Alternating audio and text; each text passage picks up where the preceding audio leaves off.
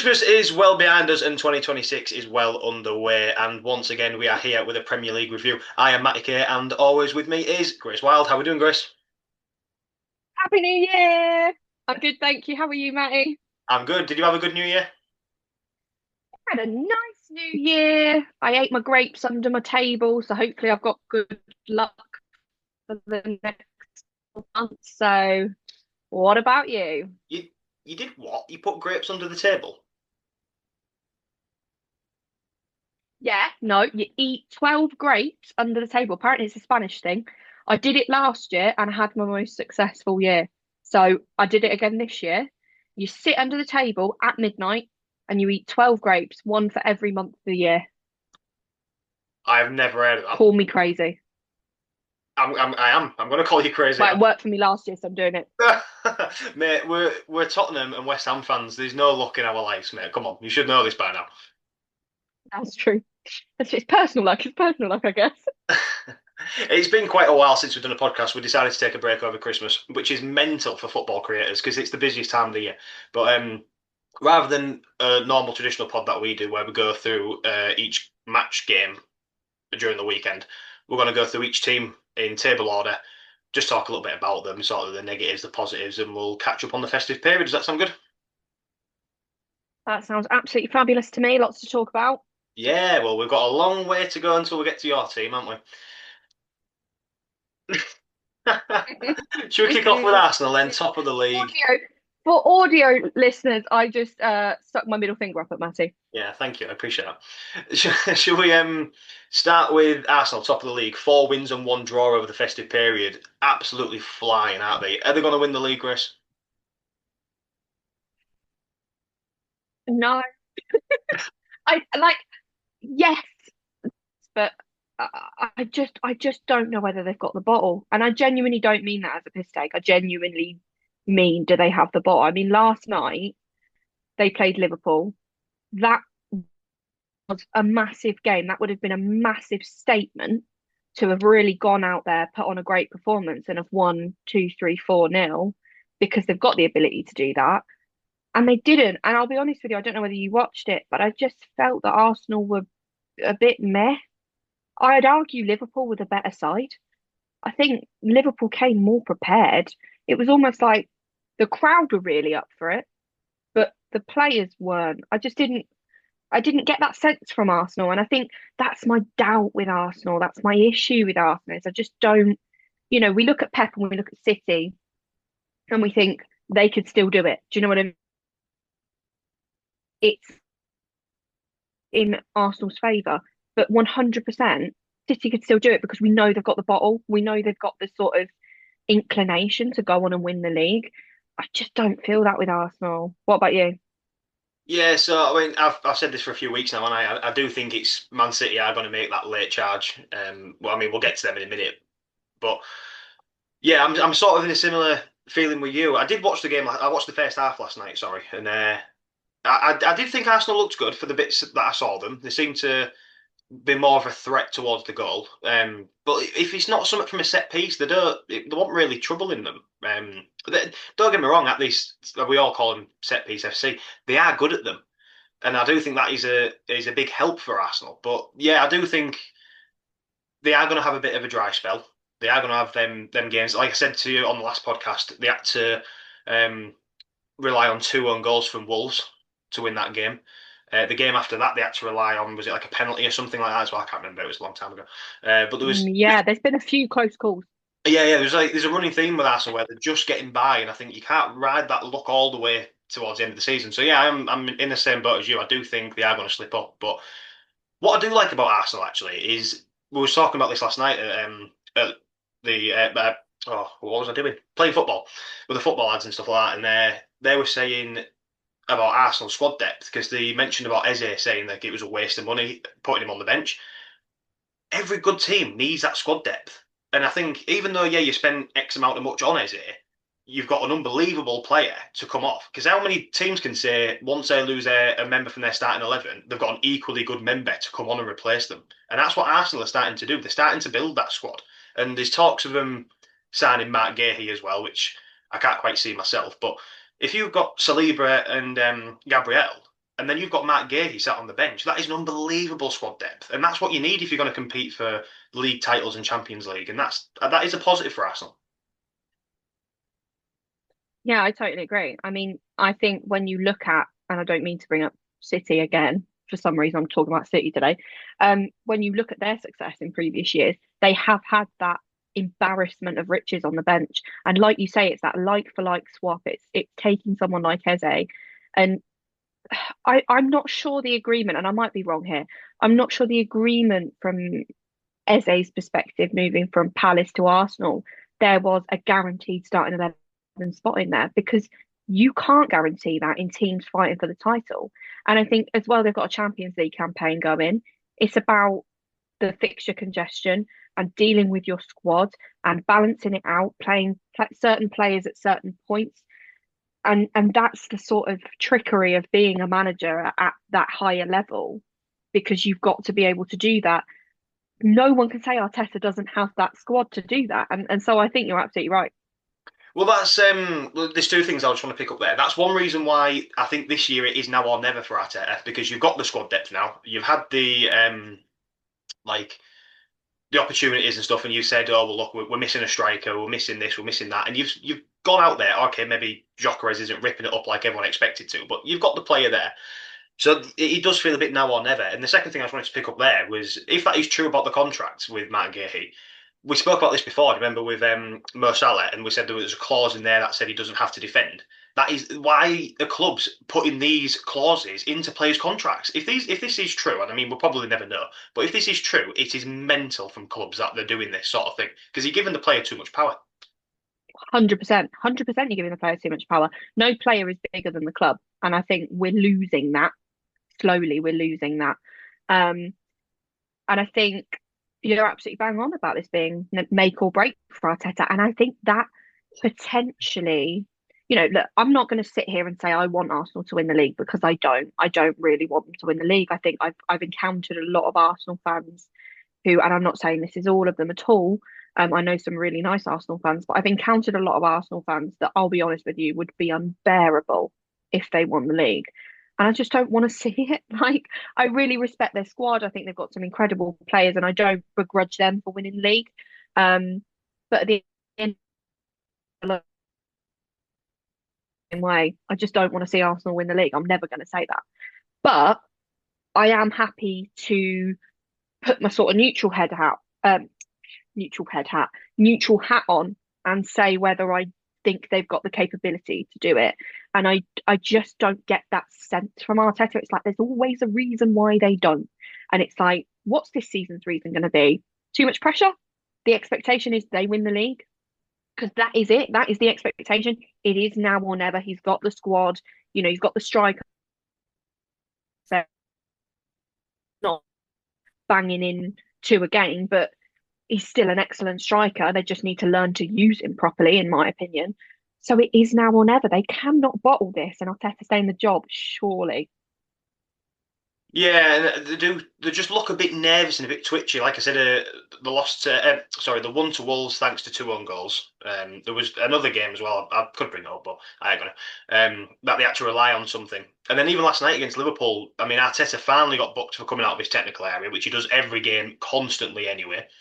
And the whole let's not speak about him pushing Conor Bradley off the pitch because that was an absolute disgrace. And he's come out and apologised and it's justified or whatever, but no. Um, but Agreed. there's just signs of twitchiness there, isn't there? Yeah, that's exactly how I would describe it. I think you've hit the nail on the head there. It's twitchiness.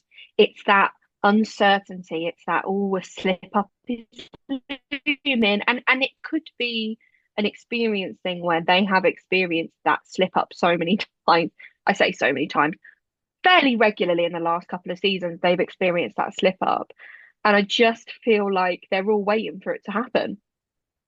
Yeah, well, they have got Man City breathing down the neck. Should we have a talk about them? Two wins and three draws over the festive period. This is a problem with Man City because I think the draws have just sort of killed the momentum a little bit. I mean, it's good not losing. A point's better than nothing. But you still expect Man City to be winning these games, right? Yeah, and I think Pep's expecting his players to be winning those games. You see his frustration on the sidelines because they're wasting opportunities, and it is really frustrating that that City side is getting a draw to Brighton at home. That's not title winning form, is it? You should be grasping those 3 points with both hands. Well, it wasn't just Man City. It wasn't just Brighton. Let's have a look. The 5 games in contention is West Ham, but everyone beats them anyway. Uh, I'm not not not the going to one. disagree. I shouldn't say too much because we're playing you at the weekend. It's Man City beat Forest, and then they drew to Sunderland, Chelsea, and Brighton. Now, look, I mean, Sunderland defensively at home have been quality this season anyway, so you still think Man City should have beaten them. The Yeah, the Chelsea one was a last minute winner. How Man City didn't win that 2 or 3 nil is beyond me because I watched that game and it was a good game to be fair, but yeah, things just didn't happen for Man City. And then obviously the draw to Brighton, which I would Brighton are a very 50-50 team. They're either shit hot or they're not. And yeah. I just I'd expected a win there for Man City. What about Haaland's form? Because I mean, I know he scored one in the penalty. As you'll know, I'm quite big on the FPL, but he's blanked in the last sort of 3 or 4 games. He's not scored in 3 or 4 games. What's going on there? Is it just not clicking? Is it just not dropping? Well, I watched the end of the Brighton game, and I think he must have had two or three decent opportunities towards the end of that game to put City in front. And I'll be honest with you, I think it was good goalkeeping that stopped that from happening. Um, but it's a tough one with Haaland because I never want to doubt his ability because I think he is just, we talk about Luke Littler in darts as being a machine. Haaland is that in football. He's pretty damn reliable. Um, and yeah, I mean, it's a tough one with City. I just don't think they're just not putting teams to bed. And I think Haaland is quite heavily responsible for that. The opportunities drop to him, you expect him to score them. Um, I'll be honest with you, Matty, I'm putting it down to a little dry spell. I don't think it's anything major. I think he'll get back to it soon. Yeah, and it's stuff like I said in the Chelsea game, he hit the inside of the post and it ricocheted out rather than in, and it's just little bits like that in it. But I mean, there's nothing to worry about with Haaland, is there? Because he's a robot, so he's going to do it. But I just think the draws have just slightly killed the momentum, and they're lucky that Arsenal didn't go on to win last night. Otherwise, they'd been what, like 8 points clear, and you know what I mean. It's a big gap to close down then. And again, I think this is going to be a running theme throughout tonight's show, really, where it's teams not capitalising on other teams' losses. Tottenham, for example, are great there because they've had so many chances to jump the table, and the Premier League this season is so congested, and there's so few points between teams. You can go from 14th to eighth in one game, and 2 or 3 games on the row where you win, you're up to like fifth. It's that congested with the right results around you, and people aren't capitalising on that this season. Yeah, that's been the story of the season essentially, is people not capitalising on other people's mistakes, and that is why it's so congested. If I'm honest, I think it makes it interesting personally. I'm enjoying this season and the unpredictability. Just as a football fan, as a West Ham fan, I'm absolutely loathing it. But that what happened to this game week. I mean, Burnley, Man United, for example. Man United maybe not the best example at the moment, but Burnley getting themselves a draw to Man United. It's sort of you expect it, but you don't expect it at the same time. It's like, of course, Burnley have got a point at Man United, but they'll go and get battered by Leeds next week. Do you know what I mean? It's so up and down, and pretty much every game this game week went a bit skew with. Pretty much every game was a bit like, sorry, what was the scoreline? Do you know what I mean? It's like you almost have to see it to believe it type situation, and I'm loving it. I think it's great. I think yeah, three wins on the bounce, and you can see yourself in a different half of the table. It's brilliant. Yeah, I agree. And one team that has probably has capitalised on these games is Aston Villa because they went on that amazing run of was it like 11 games unbeaten or something over this festive period that we're covering. 3 wins, one draw, one loss. We did speak about them being able to challenge. Do you think it's still there or not? It's still there. I don't think it realistically could happen, but I'm not going to count them out of it. You never know. It's one of those things where this season could pull up anything. Um, Well, it's not so much a like a conversation of where they are. 'Cause, I mean, they're level on points with Man City. They're only behind on goal difference. It's more. I just don't think they've got the squad depth for it.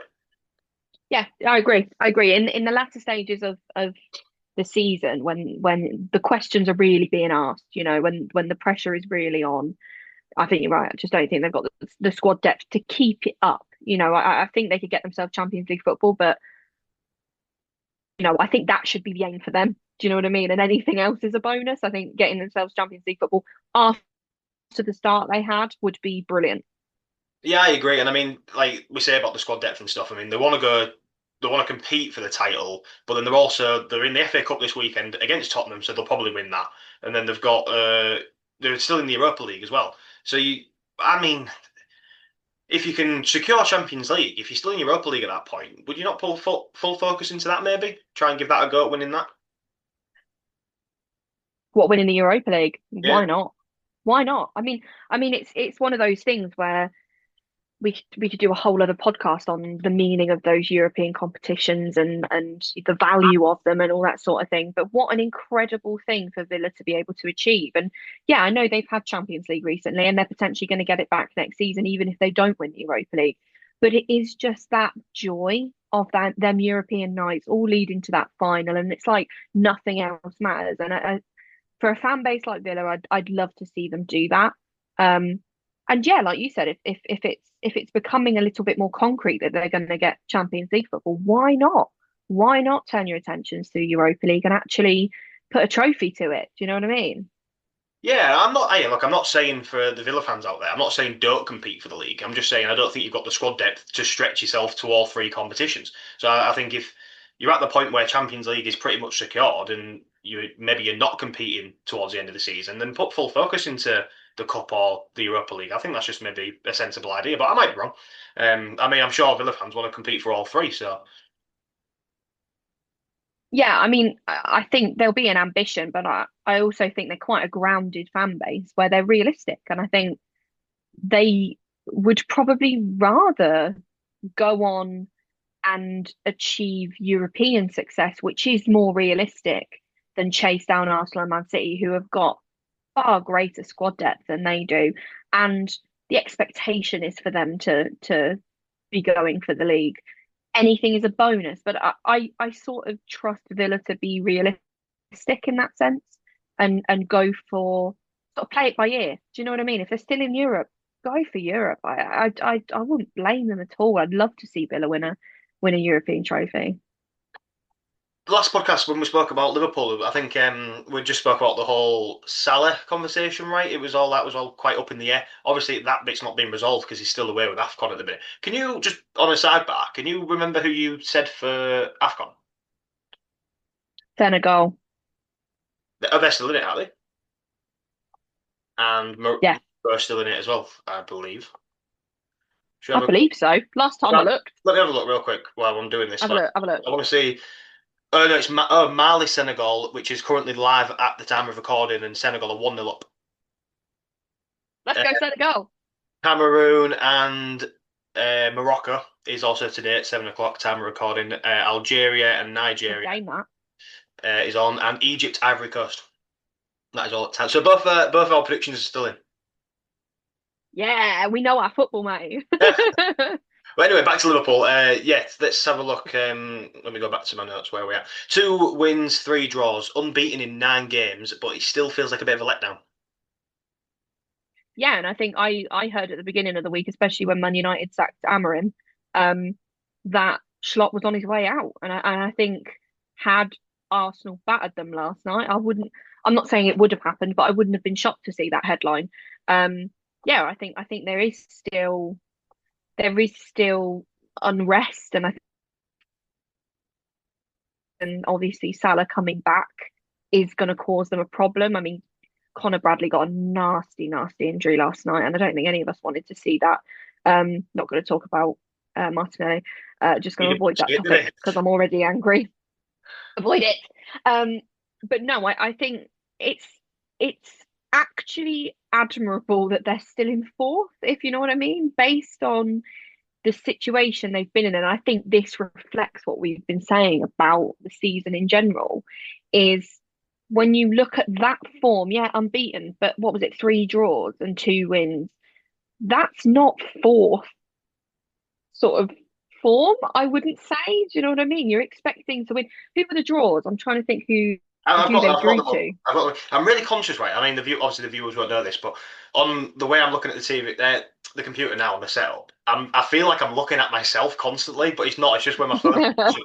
So like everyone will be like, "Why is he staring at himself?" I'm not. It's just where the phone is positioned.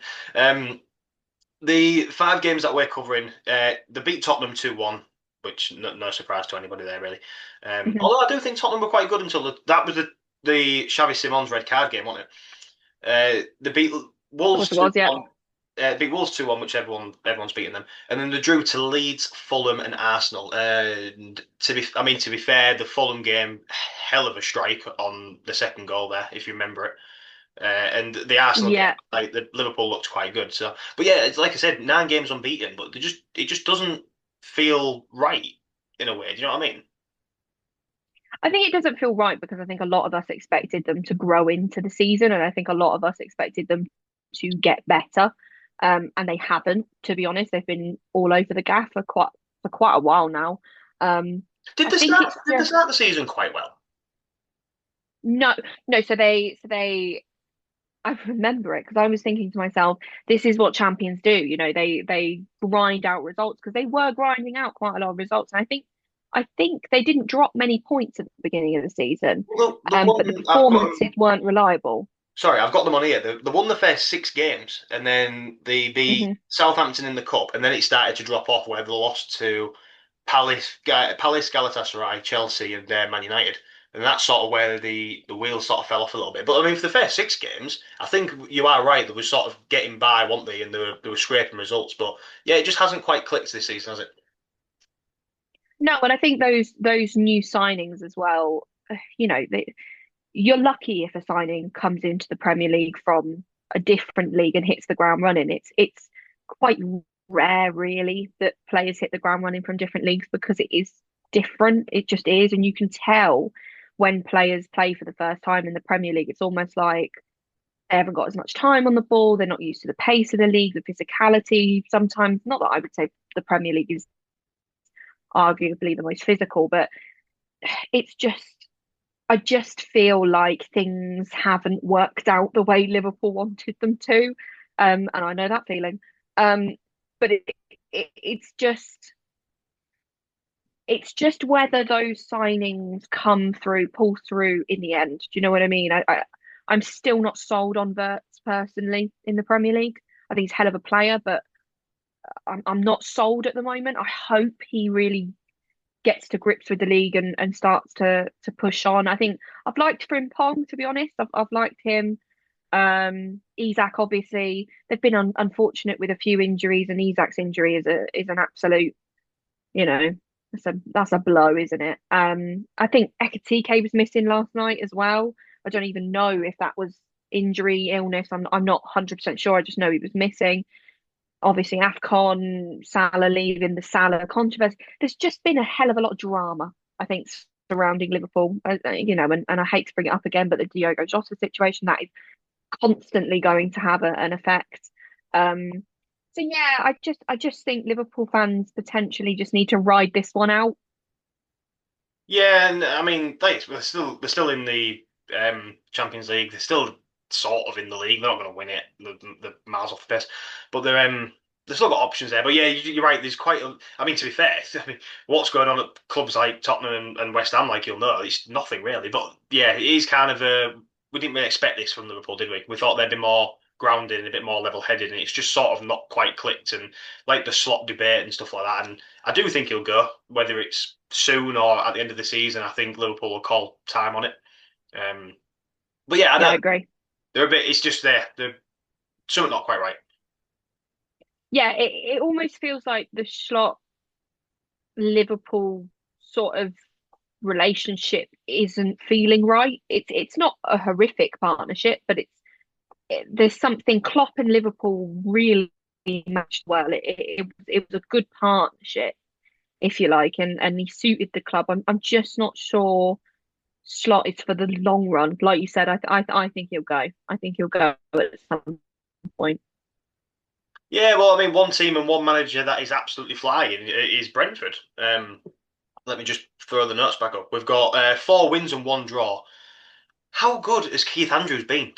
And there's a question that I want to ask you here, and it's sort of more related to the Tottenham.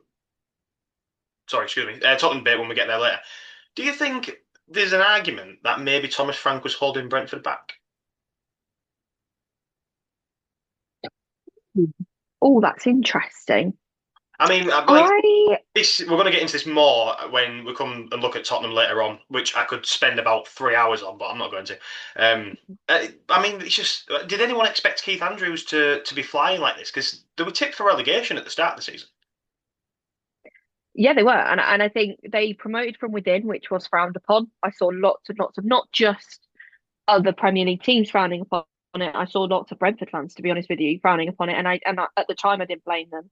I believe he came in as the set piece coach for Thomas Frank, and they promoted him, and he's done quite a lot of assistant manager roles, I think, and I think he has been a manager in the past.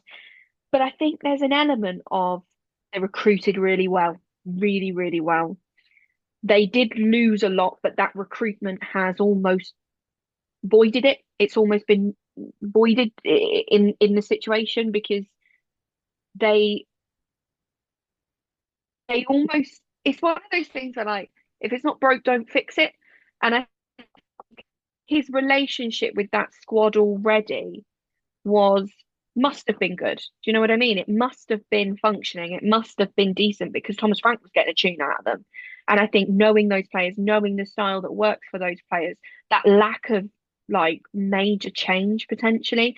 And I know it is something that is risky promoting from within, but it's really, really worked out for them. And I'm glad that we can give them the airtime that they almost deserve and giving Keith Andrews the airtime that he deserves. Yeah, fully. Let's have a look at the games that they played. The 5 games beat Wolves, Bournemouth, which was well, actually, I say that was a good win. Bournemouth had a shocking 11 game run, didn't they?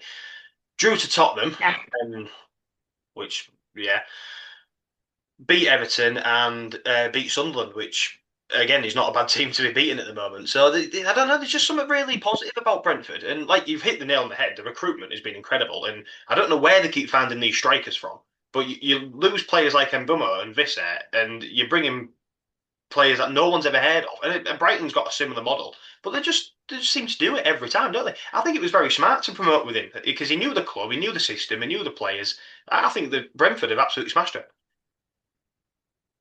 And I'll be honest with you, I think you can't simplify it enough to say it is solely this, but I speak to a lot of Brentford fans. A lot of people know I'm involved in the fan analysis thing, so I know quite a lot of fans from different clubs, and I've spoken to Brentford fans, and it's a case of they sort of I've just completely lost my train of thought. Lost my train of thought. What was I saying? Brentford fans. Oh, that's it. They just run well. They just run well. And you mentioned Brighton there. They just run well. It's like the owners take real pride in bringing in these players and recruiting well and finding these little golden nuggets wherever they're finding them. And I think I've forgotten how many goal involvements Igor Thiago's on, but it's insane. It's crazy. And you just think, fair play. Fair play to them. You can't do anything but say fair play to them.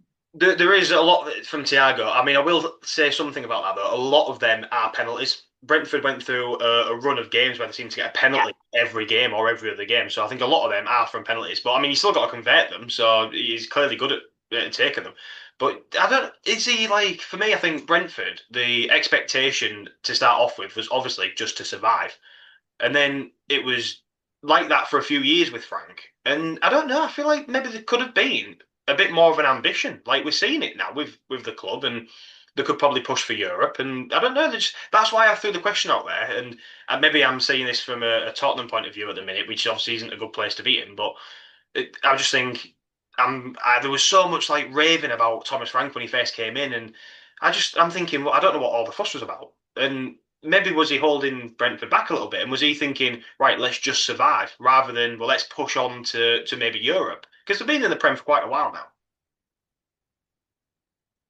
That's a really, really interesting perspective because You almost wouldn't have thought of that perspective had he not made that move to Tottenham and it not really working out, and again we'll get onto that. But I think he you have to consider it. I haven't considered it, but since you've asked the question, I'm considering it because it was his playing style that was safe and really comfortable for Brentford.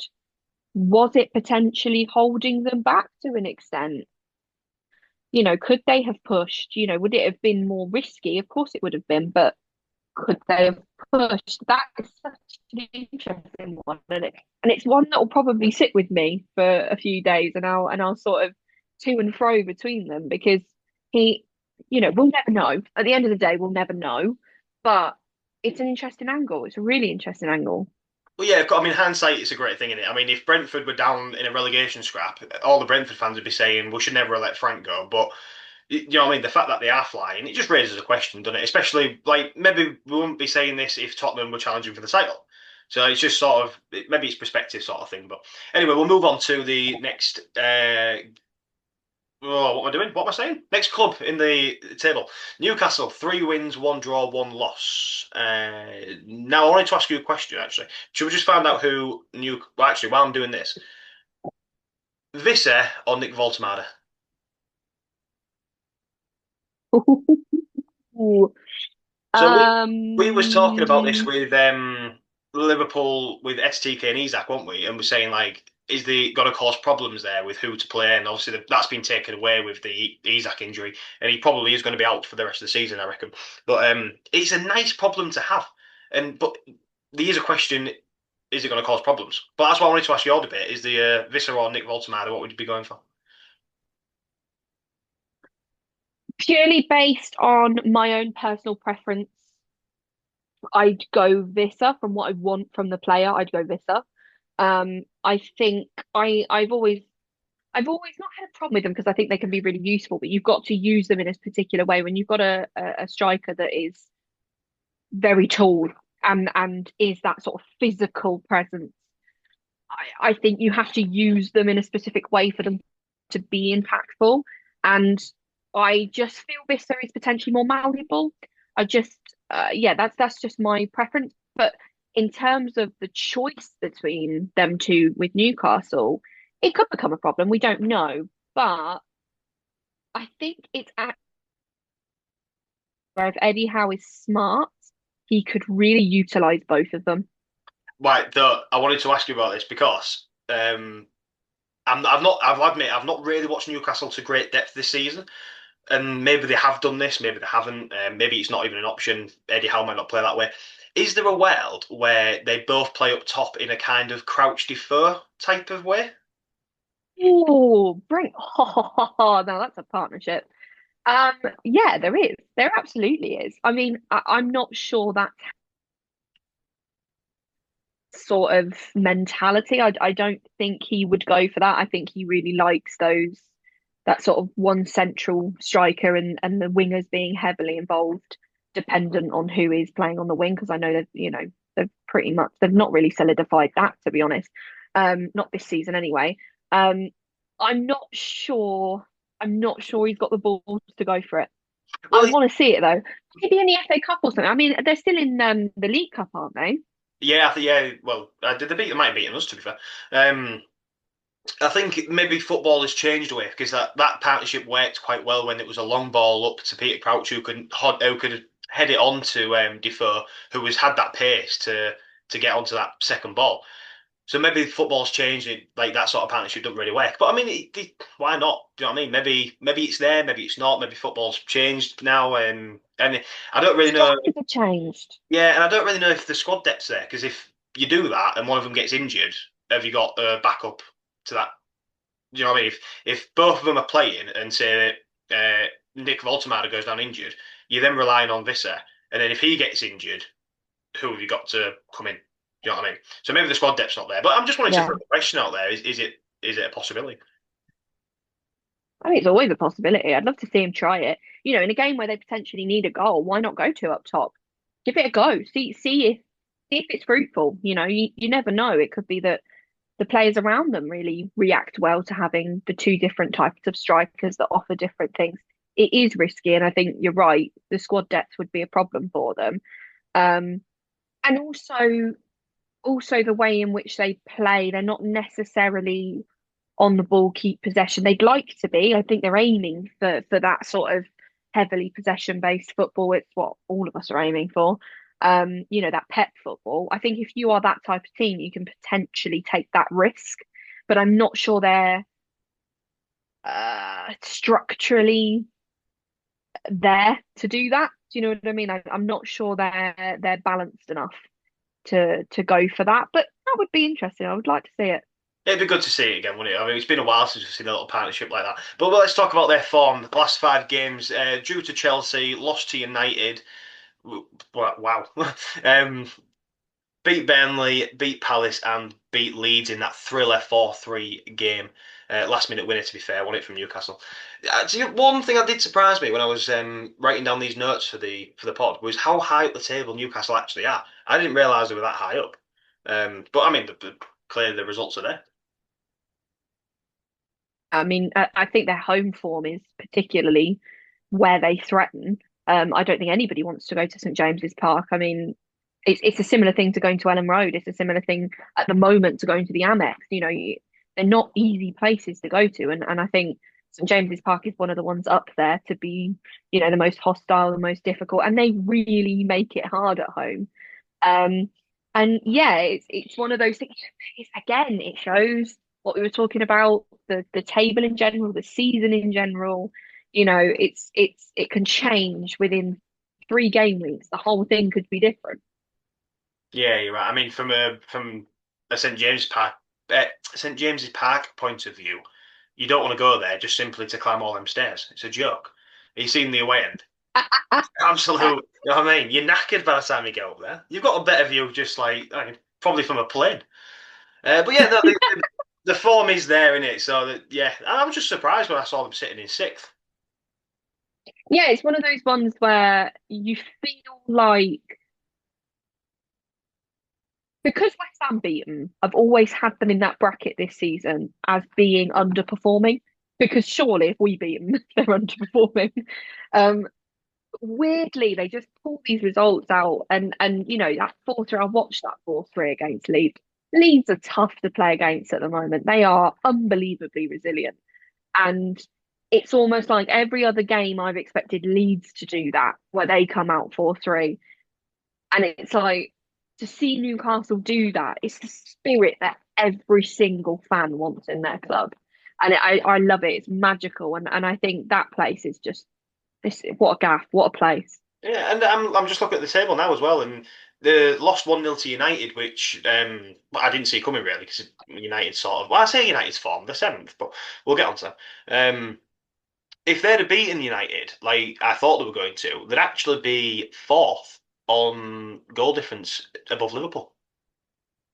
And this is the surprising thing. We beat them. They should have had 3 points from us. You know what I mean? It's one of those ones where I think they'll kick themselves at the end of the season when they've seen where they've dropped points. Hmm. Especially when they have those spirited performances where they could literally beat anybody.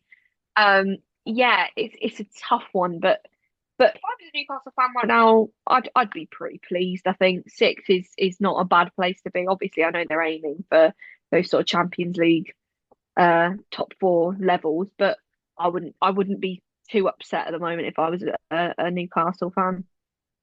Right, shall we get on to the first of one of the sackings that we? I mean, I saw this coming. I don't know about you. I saw it coming, yet I was still surprised when it happened. Don't know about you. Don't I know was. how you felt. I have just lost my notes. What have I done with them? You tell me your thoughts on Amarin while I'm just picking these notes back up. Amarim, I really like the fella. Can't lie. I've always liked him as a person. I've liked him since his Sporting Lisbon days. Um, I feel like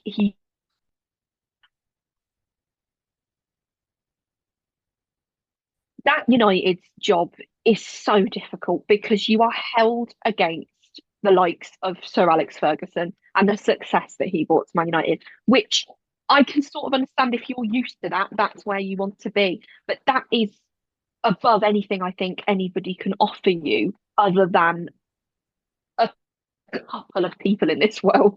Do you know what I mean? It's he was just above and beyond, and I almost feel, you know, you United's been talking about them in seventh place, I believe, and you just think that's not bad in comparison to where they were. I am a West Ham fan, so my expectations aren't necessarily high in terms of having a bad finish and then going into being a top 10 side.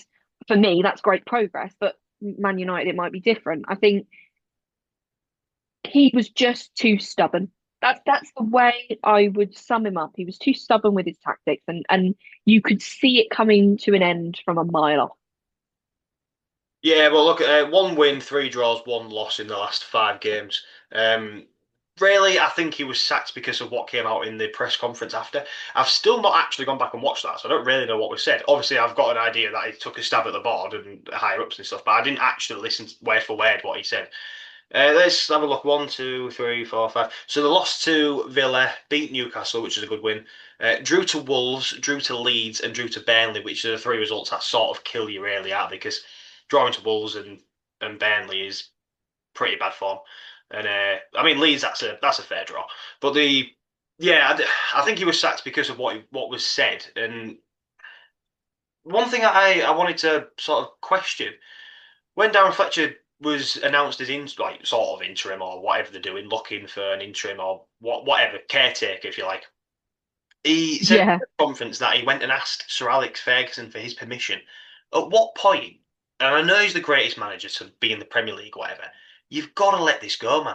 Why are you asking him for permission yeah. to be a caretaker? It's a joke. Like, what are you doing? Just take the job. You know what I mean? You're not like doing it full time. And even if he was, it's got nothing to do with him. Why has he still got his fingers in the club when he's so distant from his sort of time frame in Premier League history? But I just there's something not right about that from my point of view. I just think you're really coming out and saying that you asked his permission to be a caretaker manager, and I just think how much influence has he still got on the club? Because if he has got a lot of influence, that doesn't reflect good on him either. I agree. I think there is a for me, Sir Alex Ferguson sits in the history books now, and rightfully so. Sits in, the very top of those history books for Man United for the Premier League. But you do have to move on. And I think he's obviously said it in a respectful way, in a way of, that was it's a nice thing to say, but I think if you look into it, it's a worrying thing to say. It's like what, like you said, what is the pull now of Sir Alex Ferguson? God, how many years has it been since he was Man United manager? And you just think that does not happen in any other club.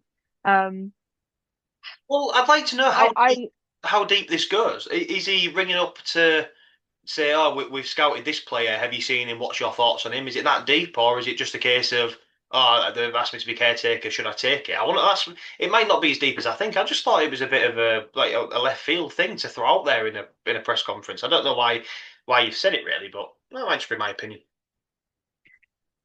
I just think he's in and he's attempting to endear himself to the Man United fans, and in a sense, I don't blame him for the position that he's taken up. Like you said, it's not even interim; it's caretaker. I think he's sort of trying to endear himself to the fans, and I do sort of get it. But you're right. At what point do you have to say I'm the manager now, or the current manager, whatever? There's a reason I'm in this job type thing. It's not to be an assistant manager to Sir Alex Ferguson who's sat on the sidelines. It's to be the manager, and I think it's a worrying thing for Man United that they're almost going back to that because yes, they're the glory days, of course they are, but there's you've got to leave them behind now. You've got to move on with football, and I yeah, it's bizarre, bizarre. Where do they go from here? Like, who do you think they should be targeting? What route do they go down? Do they think right, this next person, this has to be the guy? They can't be.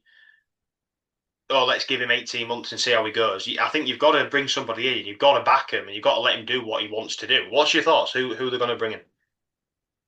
Are we talking interim manager or permanent manager? Because they're currently looking for We'll both. say permanent. We'll say permanent on the basis that I think they're probably going to bring on a Gunnar Solskjaer in his interim, but I don't think they'll give him the job again permanently. Who are they going to bring in the summer? Well, I've heard Carrick kicked about, but I think it was more for the interim than it was permanent, and I think that's the right choice. I think that would be silly from both sides if they went for someone like Carrick. Carrick needs more time. He needs to gradually build his way up. He can't be thrown in to the Lions essentially, which is, having being the manager of a club like Man United. That's what essentially it is. Um, I think they will. I think honestly, they should. Whether they will, I'm not sure, but they should be going after one of the younger beans we've spoken. The younger ones in the league, so the Glasners, the Iriolas, they should be going for him. I think if that's the type of move that Glasner would leave Palace for, do you know what I mean? It's that sort of step up. It's that okay, can he do it? Can he do it and get success to a magnificent football club again? Not saying Crystal Palace aren't, but the expectations are so different. I think that would be the wisest choice, personally. Yeah, I mean, to be honest, I hope they don't because I kind of want Glasner in at Tottenham if Frank does get the boot. But yeah, no, Ooh. it is a good fit. I think one of them two clubs is the next step for a Glasner. And he screams at Crystal Palace, don't he, about recruitment, and that's the sort of thing that you can probably get at United. Well, maybe not. I don't really know how the finances work. I think what they need to do, and one thing I wanted to point out, which is I don't like giving Arsenal praise, but I'm going to have to do it. Arteta, when he was brought in, he looked at Ozil and Aubameyang and went, "Not good enough. They're the bad eggs, the rotten uh, in the club, and I don't want them there." And he got rid of them, and they said, "Look, these are our highest earners. If we get rid of these two, this is on you." And he was like, "Yep, don't want them." And that's sort of how it's got to be as a manager, isn't it? I think that's sort of if you're going to bring Glasner in, you've got to let him say, right, I want this, and this, and I want rid of this, and this. And you've got to go through that full rebuild. Man United won't like to hear that because they've been on this rebuild since Sir Alex left. But I think that's just the way they've got to go. They've never completed a rebuild. Yeah, They've always had to start again. It's and I think you're absolutely spot on.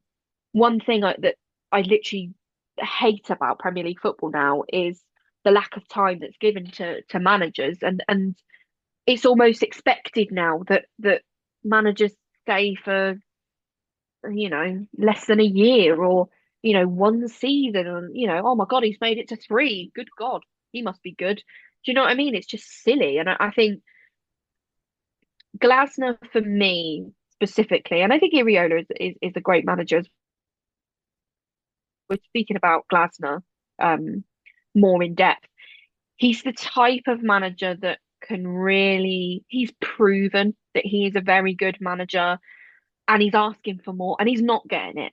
And he could go to a club where he gets more and that's his time to shine. And Glasner as a character really seems like the type of guy to go in and do an Arteta and really clear out and sort of say, no, we're going to do it this way because this is the way I want to do it. This is how I envision it. And it's almost that sort of dominance that they need and someone who's not clinging on to that. Or I've spoken to Sir Alex. Do you know what I mean? It's almost a bit cringy, and I don't mean that because I like Darren Fletcher. I'm not bringing it back to that, but they need somebody who's just going to come in and go, well, this, and this, and that's how it's going to be. I'm the manager of this football club. I don't care about the history in that sense. I'm going to make this decision because this is current football, and I feel Glasner has the possibility to do that. Yeah, well, I mean, he was one of two sackings in the new year, wasn't he? And I don't think this man was eating his grapes under the table on New Year's Eve because uh, New Year's Day, Maresca was released from Chelsea as it's tickled you that, hasn't it? He was released from his duties at Chelsea as head manager. Yeah, yeah. It's already been announced that Liam Rossini is coming in. Before we jump into Chelsea's bad games and their form and stuff, what is your thoughts on this Maresca Liam Rossini? I I think Maresca. I've spoken about it on here that I really like Maresca. I think he's a tactician. I think he's a bit no nonsense. And I think Chelsea's owners are a difficult one because I think when you get on the wrong side of them, that is it. You're not coming back from that. And I think potentially it's sort of two bulls locking horns in a sense, because I think Maresca was probably he is that type of person to walk into a club and go, "You're not good enough." And that's respectable from managers, and they can do it in their respectable way. I'm not saying they have to be a dick about it. Um, but I think Maresca is a great manager. If I'm honest with you, I think he could go somewhere and he could have, the a few seasons that make Chelsea really think about what they've done. I didn't necessarily see it coming. Did you see it coming? Well, this is what I was just going to bring up because, to be fair, I mean, currently they're sitting in eighth place. I think I might be wrong. I think at the time of sacking they were more sixth or something like that. Again, I might be wrong, but the last sort of 5 games, drew with Newcastle, lost to Aston Villa, but they're flying. Drew with Bournemouth, drew with Man City, and lost to Fulham, which was obviously the first game without Maresca in. No, no, it wasn't. Sorry, Man City wasn't it? Man City was the first game without Maresca in charge, I believe. Hmm. Um, so yeah, I mean, last night again was a red card for Chelsea. They really need to sort of get their discipline in order. That's been a problem throughout the season. So that's just nothing to do with Maresca. That's just the club in general. But yeah, I just didn't really see this coming. 'Cause I thought at the time of the sacking, he was on the verge of maybe breaking into the Champions League with a couple of good runs, and I don't know, just sort of. I thought Maresca was a good manager for Chelsea. It was a bit of a wild one for me. Yeah, I totally agree. I saw it and was like, you could really live to regret this because he has rebuilt. He has put the time and the effort into rebuilding that squad. And now they've got to start again. And I think I'll be honest with you, um, I think the new appointment is it's a risk. It's a risk. It's somebody who's not Premier League proven. It's somebody who's young. Um, and it could go brilliantly. It really could, or it could go disastrously. I think I don't know too much about him. This is Liam Rosen here, isn't it? Yeah, well, I I mean, think I'll just jump in there because actually, to be fair, Liam Rosenior was from Hull, which obviously I'm a season ticket holder of. I say he was from Hull. He's now yes, from Hull, but he managed Hull for a period. This is where this appointment doesn't sit right for me. And if anyone goes and follows us on YouTube or TikTok or whatever, I posted a short about this and just sort of said I think this is one move too early for Liam Rosenior. I liked his football at City. He was liked by the fans. That is something that he is quite good at. Is he gets the fans on side. In terms of his playing style, I quite liked it. He did quite like playing out for a draw sometimes on the odd occasion. I don't know if that's more of a Hull City thing than a Liam Rosenior thing, maybe because Hull just go for draws constantly.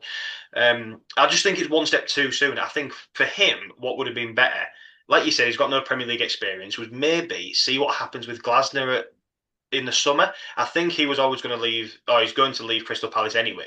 I'd have looked at the Glasner situation and maybe tried to get a move in there and then just sort of spend a couple of years at Palace working your way up to a bigger team. Again, it might not have been possible. Palace might not have wanted Liam Rosenior. I just think I'm saying like a team around that sort of placement in the league, get a couple of years experience there, and then maybe get a job at a bigger club like Chelsea. I don't think he would have got the job if he wasn't the manager of was it Strasbourg, which was they're part of the same ownership that Chelsea yeah, have, and I don't think he would have got the job if it wasn't for that. One final thing is as well, Liam was sacked at Hull, I think basically for falling out with the manager. We don't really know, but there was also the goalkeeper, Ivan Pandor, was brought in at Hull. Liam didn't want to play him, didn't think he was good enough, and the owner wanted him to be played because owners just get involved too much now. Liam said no, and again, it sort of snowballed into Liam being sacked at the end of the season, on the verge of Hull nearly getting into playoffs as well. So it was a bit of a wild one. So he has got that sort of temperament of falling out with owners, which isn't going to sit well with Chelsea. But yeah, that's just sort of my summary of it all. But yeah, go on, take it away. oh no, that's really useful to be honest with you because I don't know too much about him. I mean, I knew him he was at Strasbourg, but I think you are spot on. I think we almost over promote sometimes these ex-players who you just think are going to be incredible, and actually it is a step too far. I mean, it just screams Frank Lampard to me. That's what it did. I just thought no, he needs more experience. He needs he needs to sort of grind out results at a lower Premier League side and deserve that promotion. You know, Glasner deserves that promotion to a team like Manchester United. He deserves to prove himself at that point. I'm not saying Liam doesn't, but I fear for his career because it might not be the best move for him personally. And look, Chelsea are going to do what Chelsea are going to keep on side, and if especially if he's got a past of falling out with owners, you know, and fair play to him. I mean, like you said, owners get way too involved now, but yeah. Is that one going to last? I don't see it last. I know it hasn't even started yet, and it could be perfect. It could be the perfect fit, but I don't see it lasting. Well, he is good with the fans, and he will get the fans on board. The only thing is, well, he's got to get them on board because I think it was such a left field that Maresca was sacked. I don't even think Chelsea fans saw it coming. One thing does baffle me, and again, this might not be true because I've not really looked into it that often. One I do know is being given a 6-year contract by Chelsea, which Chelsea just love throwing out these long-term contracts anyway to players and managers. But they've also said if he doesn't qualify for Champions League, his their position is already going to be under review. I'm like, you've just given him a 6-year contract. It's like, I know you want to throw money away, but that is mental. What if they don't get Champions League football this?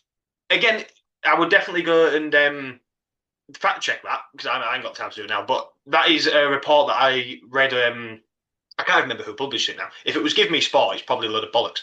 But that is one of the reports that I did watch where it was saying if they don't qualify for Champions League, then his position is going to become under review. And I think you can't you can't give a manager a 6-year contract and then come up with a statement like that. It's got to be wild. I don't know. Ted Bowley is just he's an odd one for me, and I think he's trying to buy his way to the top. Yeah, 100%. I think he's come in with this view of football that is very different to the reality of football, and I think he wants a hell of a lot of control in this situation. And the truth is you don't have much control as an owner because you aren't the person to lead that team to success. It's a niche thing, you know. And I think that is odd. That is just odd. It's an odd inclusion because you think football takes time. He's not necessarily going to hit the ground running, and I think you're just setting him up for failure. I can't help but think that. No, I agree. We better rattle on with this, aren't we? Next one. I mean, to be fair, that is the sort of main Yeah. the main talking points. To be fair, but the rest of them are pretty by the by. Fulham 3 wins, 2 draws. They have found a bit of form, haven't they? Yeah, they have. I mean, I think they've sort of gone under the radar a little bit. They seem to drop off every now and again. You can get some run from them. But they're steady. They're steady. You know, they're making their way through the season. They're not going to have a an incredible season, I don't think. Because I don't think they're consistent enough. Personally, I think they're too reliant on the likes of Harry Wilson, for that to be the case. Although Harry Wilson could pull it out the bag, and you never know. Just thinking back to Lingard's loan move to West Ham and pretty much getting us European football. Um, you never know. That could happen with Harry Wilson. He could be that consistent and get them, you know, some sort of European football, and great for Fulham. But I see them being pretty steady mid-table this season, and that's not a bad season for Fulham. Well, we say this about Fulham all the time. That is just Fulham in it. They're somewhere between 8th and 15th, and that's just sort of where they are as a club. I mean, the last 5 games we'll touch on it. They beat Nottingham Forest, beat West Ham, drew with Palace, drew with Liverpool, and beat Chelsea. But yeah, again, they're finding a bit of form. They had a bit of a slow start to the season, but the Fulham are going to be there, aren't they? They're going to be that 8th to 13th club. Yeah, 100%. Sunderland. So I mean, Sunderland have been flying, and they're still doing way better than anyone ever expected, I think, this season. They're going to be safe. 0 wins, 4 draws, and 1 loss in the 5 games that we're covering, though. Slight dip in form. Or what do you think? I mean, they're good draws, to be fair. I'm still quite impressed. The 5 games that they were on was oh, where is it? There it is. Brentford, Tottenham, Man City, Leeds, and Sunderland. Yeah, some good draws in there. Yeah, there has been a little dip in form, and it's not something that I am that shocked about. I think dominance at the beginning of the season really saved them in general. I mean, as long as they're steady towards the end of the season, they'll be absolutely fine, and it will be a decent season. They'll look attractive going into next season as a returning Premier League side, and 100% they'll still get 3 points a good few times this season still. Also worth noting the AFCON players missing, that's a massive thing for them. I think they're one of the teams that have been most affected by AFCON. Um, yeah, it seems play them at home, you're going to have a really difficult time. Play them away, you've got a little bit more of a chance. They've almost not got that 12th man in the crowd and in the stadium. I did see an interesting thing. I think my brother told me yesterday. Dan Ballard is apparently in Newcastle. links with Newcastle. Yeah, Yeah, I've seen this. I've seen this. yeah, that was a shock. I'm Yeah. thinking, Christ, make that move. I dare you, Dan Ballard. If he makes that move, he will never walk around Newcastle on his own again, ever. No, I mean, yeah, yeah, that it feels silly, but career-wise, Newcastle come knocking. That is a step up. No matter how good Sunderland have been this season, that is a step up because it's Premier League football. And had he been solid, to be fair, um, I think Newcastle have got a few injuries at the moment, so that's why they're in the market for a centre back. Um, but yeah, Sunderland are a funny one. They'll be absolutely fine. I knew they'd dip a little bit. AFCON's been troubling for them in terms of who they're missing, but they'll be fine, Sunderland. Yeah, I mean the AFCON, it's more of a squad depth thing with Sunderland, isn't it? And that move to Newcastle, I'm interested to know who the last player to do that directly from Sunderland to Newcastle was. 'Cause I can't think off the top of my head, but that is yeah, it's wild. Neither. Um, Next up, Brighton, 1 win, 3 draws, 1 loss. I haven't really got too much to say about Brighton. They're just very 50-50 this season, I think. Literally, you don't know what Brighton you're getting, and I think I did a review of all the Premier League teams and how their season's gone so far in maximum 3 words. And I think what I said to them was home advantage because I just think they use the Amex and it's they have on and off performances away from home. Sometimes, look, they got a point away at the Etihad, which is definitely not to be sniffed at. Fabulous finish by Matoma, by the way. Um, but at home, they're difficult. They're a tough team to play, but they're just. I hate using this word, but I think it describes them quite well. They're just quite mid. Well, then you see, this is kind of going to be the running theme for these next couple of teams because we are in the mid-table at the minute. Like we're going through the pod structure, we are talking about the mid-table teams. So we are going to just say the 50-50 because that's they've won a few and they've lost a few. That's why they're sat in mid-table. The last 5 games, Sunderland drew to Sunderland, lost to Arsenal, drew to West Ham, beat Burnley, and a great draw against Man City as well. I think actually that Arsenal game, that was the one I was talking about. I think where they had to rely on another own goal for the 2-1. You, oh, it rings a bell. That sounds about right. Well, they went. Arsenal went 2-0 up through an own goal, and then Brighton pulled one back. But yeah, they were different in the past. But yeah, like they're very 50-50. I think you've summed it up pretty well there. To be fair. Everton, they are, where are they? 1 win, 2 draws, 2 losses. Again, not much to say. Just a very 50-50. That's like I said, that's where we are in this sort of table now, the mid-table teams. Yeah, I think some of these teams, and as we're going on to those teams that are a little bit more in danger, they do need to consider that slip and how easy it is to slip down the table. You see I'm not saying West Ham here because we're not showing any sort of sign of that revival.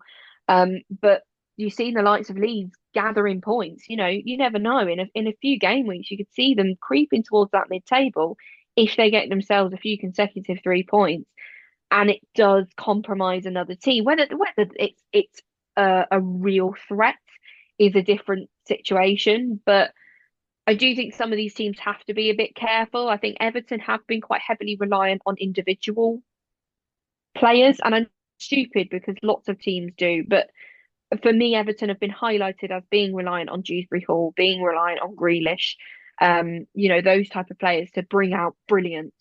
And the same way West Ham have been with Jared Bowen for quite a long time. Um, and there is a danger there. When you're reliant on certain players to perform well, there is absolutely a danger there. Yeah, it's like you said again. If them teams below you get a run of form as well, it just draws you back in, doesn't it? It's not really something you need to be looking over your shoulder. But the last five, drew to Burnley, beat Forest, lost to Brentford in that 4-2, which was a poor performance. Drew to Wolves and lost to Arsenal. So, I think like you said though, they've lost Ndai to AFCON. They're relying on Grealish. Remind me, is Grealish on loan? He isn't he? Yeah. Yeah. So then there's another thing. You can't really rely on a loan player, can you? I mean, you'll know that yourself from Jesse Lingard. It's not something you can rely on. So I mean, look, they're going to be safe. They've had some good performances. They started the season off quite well at home. So yeah, again, 50-50. Yeah.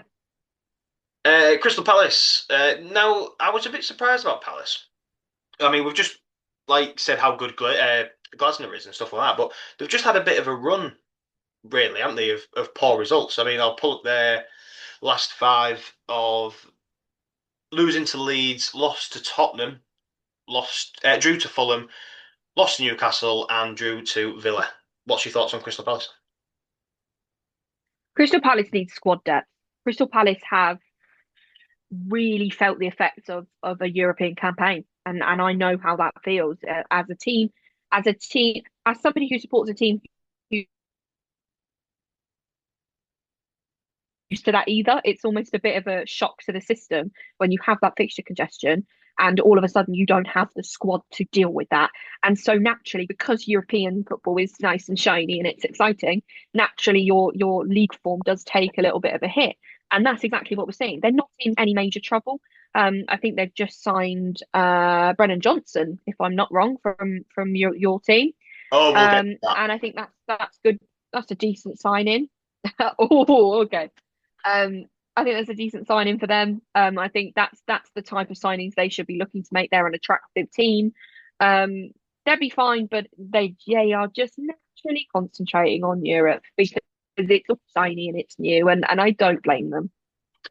Yeah, like you say, I think it's just a simple case that the players are just overplayed, aren't they? I mean, they're stretching themselves quite thin. They're in the league, they've got Europe, they've still got the FA Cup coming up as well. So yeah, it's just stretching it. They just need squad depth, which is what Glasnow's been crying out for. To be fair, and it's to be honest, it's a bit poor planning from Palace really because they should have seen this coming in before the start of the season and maybe recruited a little bit better.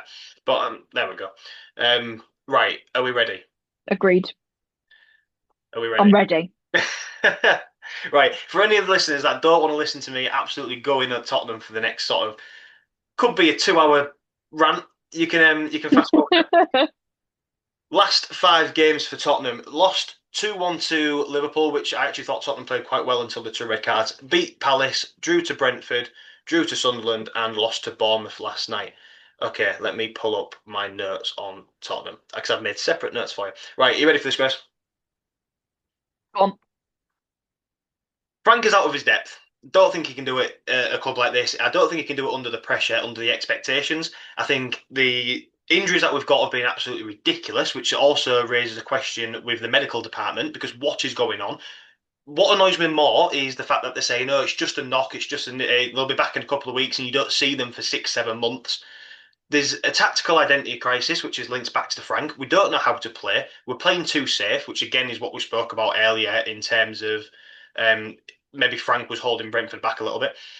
There's a fan and club disconnection. There's a player and ownership disconnection. Players are arguing with fans. There's a massive exit of players wanting to leave. Just today, Richarlison, Matthias Tell, and Mickey van der Ven have all come out and openly said they're willing to leave the club. No one wants to come to us because why would you? We're so like poor at the minute.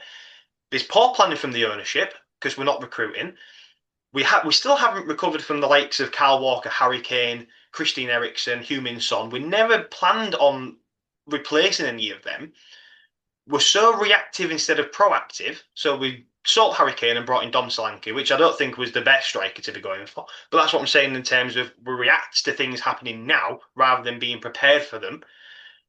Players are calling out the board. There's no home or away form. Look, Tottenham's not a fortress. Anyone can come there and beat us.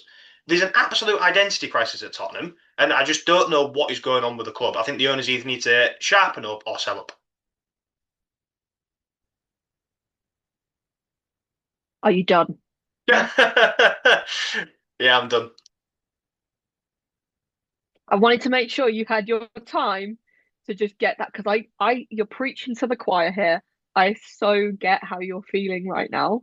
Um, I think it's a colossal shame. If I put my neutral hat on, I think it's such a shame that you find yourself in this position. And I think you're probably right. I think Frank is probably out of his depth. I think he looked great at Brentford, but just raise the question of did he hold them back a little bit because the play style just, it wasn't making the most of the quality that they had. Potentially. I think the injury thing is a massive thing. It's something I would have mentioned had you not.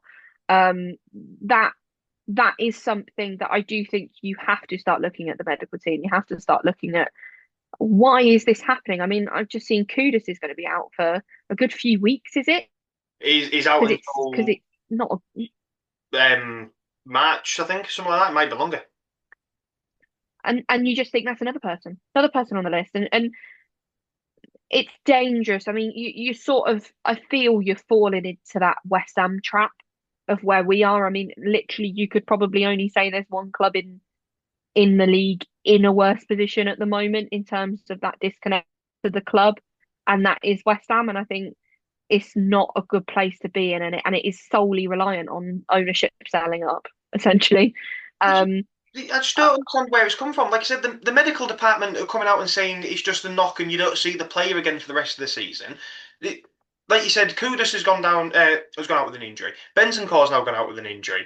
Bergval's gone out with an injury. We're in a transfer window. We're currently 9 days into that window. We've sold Brennan Johnson. What are you doing selling our top goal scorer from last season, who just won us the Europa League? We've got no backup for that right wing. We've got no backup for the left wing. We're putting players out on loan. Tell wants to go out on loan. Yeah, Yang Min Hook was, I mean, fair enough because he's still quite young, but he's just gone back out to Coventry. We're currently, at the time of recording, looking at signing um, someone from a Brazilian left back from, I fucking can't remember now because my head's just gone. But he's a 19-year-old who's probably, I mean, you're going to come in and back up Udogi, which I don't think he's good enough at left back anyway because he's too injury prone. Great quality player on his day, but too injury prone. A 19-year-old. What are we doing? There's no movement. We're getting rid of all our players and we're not bringing anybody in. We're fucking 9 days into a transfer window. The club is in crisis and you're not making any moves. Apologies for the language there, by the way. it's emotional. It's emotional. It's passion. That's what it is. Um, yeah, no, I look, I'm really not going to disagree with you because I think you're absolutely right. I think it was a shock to see Brennan Johnson go to Crystal Palace because it didn't feel like Tottenham had the disposables to do that. It didn't feel like they had the goals in them to and so freely so early in the transfer window. And like you said, with no plan of replacing him properly, it's beyond me. And I think you mentioned, replacing Kane with Dominic Solanke. I think that's a prime example of that recruitment issue. It's not bad recruitment, but it's also not okay. We're losing this type of player. Who can we properly bring in? And Kane was a sort of it was a long distance. It was a longitudinal thing. Time to plan for it, and bringing in Solanke just feels rushed. It just feels like, oh, he's available, he's decent, and he's a good player on his day. But he's injury prone as well. I just think you're in a bit of a rut, and honestly, I'm not sure sacking a manager and getting a new manager solves that problem. If I'm brutally honest. Well, so again, there, like you said with Harry Kane, you're never going to replace Harry Kane because he's a one of a kind player. You're not going to replace them sort of goals. But we knew he was going to leave. You left it to the last minute to get Solanke in. You knew Son Heung-min came out and said, "Look, guys, I'm going to retire." You didn't bring anybody in to replace him. And it's just again, you're reactive rather than proactive. You saw all this lot coming. In terms of Brennan Johnson, like take Bournemouth for example. They knew Semenyo was going to Man City, which as of today is already confirmed. But they said, look, can we just keep him for two more games, give us a chance to get a replacement? And that is the way to go about it. And look what he did on his last game. He scored the winner against Tottenham in the same game where your captain's calling out the ownership. The fans are having a go with the players, and the players are having a go with the fans. Your manager's seen carrying a fucking Arsenal cup. Like, I mean, Oh, that was a bad look. what is going on? It's just absolutely in crisis. We're going to have to move on to Bournemouth because I can't go on anymore. I'm going grey. I don't like it, Grace. Go to Bournemouth for me. Oh, Bournemouth. Oh, Bournemouth. Bournemouth are a frustrating one actually. Bournemouth are one that I mean I don't hang on. I've got the notes that I'm going to introduce this one. Hang on, give me a second. Okay. I'll put up the five games while you're going to go through the notes. So Bournemouth in the last 5 games, they've won one, two draws, two losses, which is it's poor. They haven't won since October. Um, or they hadn't won since October until last night. Which, yeah, we've spoken about Tottenham enough. But right, So, actually, just before you carry on there, that is one more thing that I wanted to go. This Doctor Tottenham tag, where it's happened so regularly. That is what Tottenham are. They are Doctor Tottenham. Bournemouth hadn't won since October, and they come and play spares, and it happens all of the time. And I'm under no illusion that I think you will get 3 points out of that game at the weekend against us because we are Doctor Tottenham. That is exactly what it is, and Thomas Frank. Oh, I know I'm going off again. Thomas Frank came out and said Bournemouth are a difficult team to play against. They've just lost 11 games on the bounce, mate. You know what I mean? hmm You hmm can't come out and say that because that's giving the players a reason to think, oh, well, we lost the game or we drew the game today. So it doesn't matter because they're difficult to play against. No, they're not. They haven't won since October. Back to Bournemouth. Okay, back to Bournemouth. Bournemouth have been poor recently, as we have alluded to, other than playing Tottenham, which might brighten their spirit. It might be a revival, being Tottenham. Potentially losing Semenyo is massive. Losing Semenyo is huge for them. But you're right, they've dealt with it in the right. It's nice because it felt like Bournemouth and Bournemouth fans were under no illusion that Semenyo was going, but there was just respect all round. It was just graceful. Everything about that was graceful. And it was really nice that he got that goal as well. Yes, he scored the winner, didn't he? Sorry, shouldn't bring that up. He's a fabulous player, and they are going to severely miss him. And I think again, Bournemouth are in danger. Bournemouth are in danger of slipping in, and I'm not saying West Ham are getting out of it, but you never know. It does take 3 points from Tottenham. Of a sudden, that gap's 4 points if Forest don't win. All these things can change so quickly, and I do think Bournemouth need to look over their shoulder because their form has not been good of recent, and they are about to lose their best player. Yeah, so I mean, looking at the last five real quickly, we've got drew to Burnley, lost to Brentford, drew with Chelsea, lost to Arsenal, and then beat Tottenham. The Semenyo transfer to Man City, it screams a little bit Jack Grealish vibes to me. I don't know why you're going to go there and probably sit on the bench. I don't know. Yeah, it does give Jack Grealish vibes. Could you argue, though? Sorry to interrupt. Could you argue that Man City are in more of a desperate situation? Not saying they are desperate, but they are in a more wounded situation than they were when Jack Grealish went to the club. Could you argue that Semenyo could make that difference because there's the potential for the difference to be made? When Grealish went to City, it was almost like the cherry on top of the cake type situation where, okay, but Grealish is just going to add to this. Do you know what I mean? It's almost like City maybe a calling a player that's going to come and, I'm not saying it's going to happen. It could be 100% a Jack Grealish situation. But are they calling out for that type of player to come and win them the league, to come and be that missing piece of the puzzle? No, you're not wrong, and I mean, Man City are going through their own little injury crisis at the minute. I mean, they've got what's his name, Savio, and he's out. Mamouche is off to AFCON.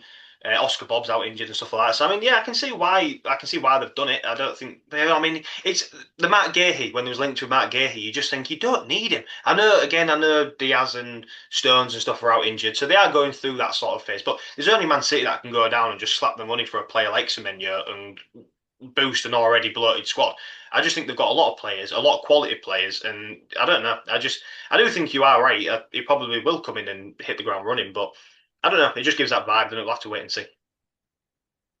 Yeah, 100%. So you don't know until you see him play in a City shirt, quite frankly. Leeds, one win, three draws, one loss. Massive turnaround in manager's form. We spoke last time that what's his name? Far, Fark. Is that right? Daniel Fark, yeah, That's what we when yeah. we spoke last time. They basically give him 2 games to recover, and I think them 2 games were like Chelsea and Liverpool or something like that. And was like, well, he's gone, and he's just turned it around massively, hasn't he? I mean, they found a little bit of fun. Yeah, they have, and they are a scary team to play at the moment. I mean, I think they can score goals, and I think Dominic and they know how to use Dominic Calvert-Lewin, and I think he is almost a bit of a gem for them. They've helped each other out in every way because he's found his form again, Dominic Calvert-Lewin, and he's getting a lot of points for Leeds that they desperately need, and they are slowly, getting themselves out of the discussion. They're not out of it, they're not mathematically they're not, but they are slowly climbing their way out of that discussion. And I mean, Ellen Road is another trust really. What a tough place to go. Yeah, I'll just quickly go. I mean, they beat Palace, they lost to Newcastle, and they drew to Sunderland, Liverpool, and United. Good draws. You know what I mean? Fair play to Leeds. They've turned it around a little bit. I think the pressure's come off the manager now, and I think they will be safe thanks to the bottom three being so bad. Um, which is sort of something that we can say about Nottingham because they've had 1 win, 4 losses. They're the closest to having a relegation scrap with West Ham. Who's that win against? Big. It was a big 6 pointer that game, wasn't it? Really. To be honest, I've not really got too much to say about Nottingham. Like I said, one win, 4 losses. I kind of want to jump on your opinion on West Ham because that's who they're competing with. Do you want to kick us off with West Ham? 4 losses, one draw, championship bound. Um, I am trying to stay optimistic. I am now in the grieving period of being a fan of a team destined for the championship. You have more spirit than I do. I think I was probably at your stage about 10 weeks ago, I imagine. Now just a level of acceptance. And we, I'll be honest with you, I don't know whether you saw the Nottingham Forest game. We deserved something from that. We deserved something from that.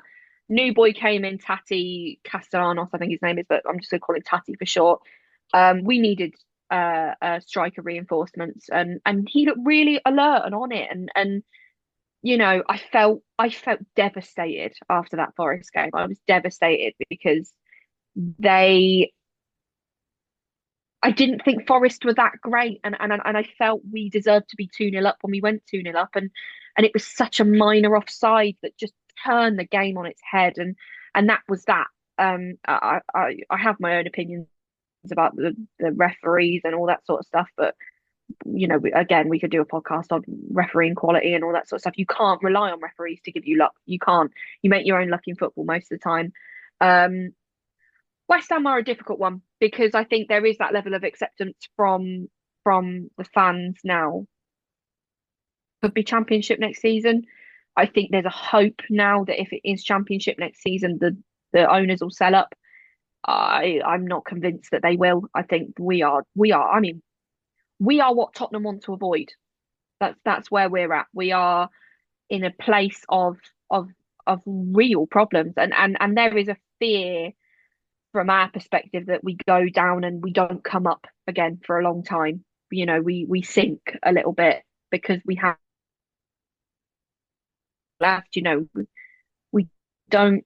we don't even have a stadium anymore. It's quite tragic, really. And I'm not even joking. I literally nearly welled up at the end of the Forest game because I was that devastated based on how important that game felt. Now I've sort of, you think you never know, you could go to Tottenham and get 3 points, and all of a sudden you start to think, what if? But I think I hope now there's a level of freedom because there's a level of acceptance, if that makes sense. There's a feeling of, okay, we might be going down, so let's just make the best of it. And you never know. And look, 7 points is a massive gap. It's massive, but it's not, the 17 a lot of football to be played. And Forest don't look good. And I think there's a few teams that could be dragged into it if they're not careful. That could potentially, you string a few games together, you never know. I'm trying to be optimistic. I'm trying to accept it at the same time as attempting to be optimistic, but it's tough. And this January transfer window is massive for us. We our defender Matt is just diabolical, diabolical. We desperately need a new centre back, and me and my brother were talking about it when I came home from work. Actually, we were looking at a goalkeeper. What are we looking at a goalkeeper for? We should be going for centre backs. We should be attempting to get the best centre back that we can get in, given the position that we're in. Um, because I mean, you look at our squad. You look at our squad. It that shouldn't go down. Or starting 11 squad maybe, but starting 11 that shouldn't go down. Well, you see, literally as you're talking, I've just pulled up the West Ham squad there because I'm quite intrigued. Let's say you do go down, you're going to have a mass exit of players here. I mean, Fabianski, Ariel, I can't see them sticking around in the Championship. Same with Kyle Walker-Peters. I think he could get a club at another a job at a Premier League club as well. Max Kilman, I think he could maybe go out. Wan-Bissaka, he's not going to play in the Championship. That's just He's fucking welcome to. He can go when he wants. Somerville, Paquetá, there's rumours of him being linked with Tottenham. I don't know if you've seen actually just before recording. I don't know how you feel about this. James Ward-Prowse is asked for his exit in the club. Souček, I can't see Yeah. sticking around. Callum Wilson's asked if he wants to leave. Asked to go as well. Sorry, and Jared Bowen, he's not going to Well, stick he's around. gone, yeah.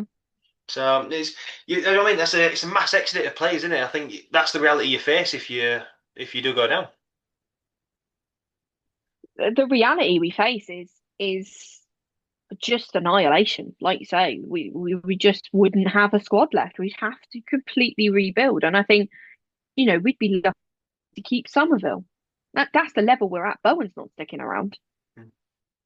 It is it's tragic. It's really tragic, and it's something that I'm sure we'll go into. And we could be lucky. You never know. We could get a couple of runs. Because the truth is, the beauty of West Ham is we almost are more likely to get 3 points against teams we shouldn't beat than teams we should. That is the reality of being a West Ham fan in many ways, and I've known that for many years. So you never know. We could be very lucky and be saved again. The hope is dwindling, but it is tragic. It's tragic what is happening to my football club because we're just melting away. We're not the team I started supporting, that's for sure. Especially where you was when you won a trophy recently as well. It is a shame, but yeah, I won't go through all the games because you lose to everybody, so there's no point. Burnley also you could be playing Burnley again next season in the Championship, couldn't you? I mean, to be fair, at least you get All right, all right. support. Just stop now. I've had enough. Look, I'm a Tottenham fan. I've got to have a go at somebody because there's no No. positives in our life. But I mean, you get to come and have a nice little trip to Hull, don't you, next season if you go down. So that's something Yeah, else. I did enjoy your text message to me about finding hotels in Hull for me. That was just what I needed. No, joking. If getting relegated to the Championship don't depress you, coming to Hull will. Oh, that's great. I love that. Burnley, I think do you know what, Burnley, you've given it a good go. I don't think you expected to stay up, to be fair. But again, it is what it is. You've played well. Good draw against United. Um, there's not really much I can say about Burnley, to be honest. You kind of expected it, didn't you? Yeah, they're just creeping towards it, and I think it's a shame because I hate the that the three teams that come up go straight back down again. I hate it, and I like Sunderland and those type of teams, and Leeds even they could potentially do it. I like them going against those odds and surviving and doing well. Um, I think Burnley have all, and I know it sounds awful. I know Burnley fans don't deserve that.